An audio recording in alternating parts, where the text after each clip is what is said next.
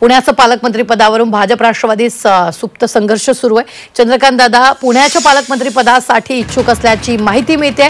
तर पालकमंत्री पदाची संधी मिळाल्यास संधीचं सोनं करीन, पक्षश्रेष्ठी ठरवतील तिथलं पालकमंत्री पद स्वीकारेन, पालकमंत्री पदाबाबत नाराजी व्यक्त करू नये असं चंद्रकांत दादा पाटलांनी यावेळी बोलताना म्हटलेलं आहे। एकदा खातेवाटप झाल्यानंतर आता मोठ्या प्रमाणात पालकमंत्री पदाची चर्चा सुरू झाली आहे आणि त्यातच आता भाजप राष्ट्रवादीत सुप्त संघर्ष सुरू असल्याचं पाहायला मिळत आहे। असं आहे की राजकारणामध्ये इच्छेवर काही नसतं, राजकारणामध्ये वस्तुस्थितीवर असतं।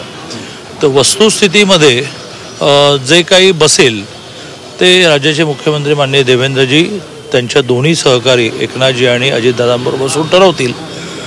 राज्यामध्ये मी तुम्हाला फोनवर तुम्हाला इलेक्ट्रॉनिक मीडियावर हे सांगू इच्छितो की जरी एखाद्या गोष्टीला उशीर होत असला त्याला काही ना काही कारण आहेत, पण प्रत्येक वेळेला तो उशीर झाल्यानंतर जे होत आहे ते चांगलं होत आहे। मंत्रिमंडळाची खाती वाटप नव्हती झाली तर म्हटलं अरे वा व्यवस्थित झालं, रिजनल बॅलन्स झाला, पक्षाचा बॅलन्स झाला, जातीचा बॅलन्स झाला, तसंच पालकमंत्र्याचं होईल।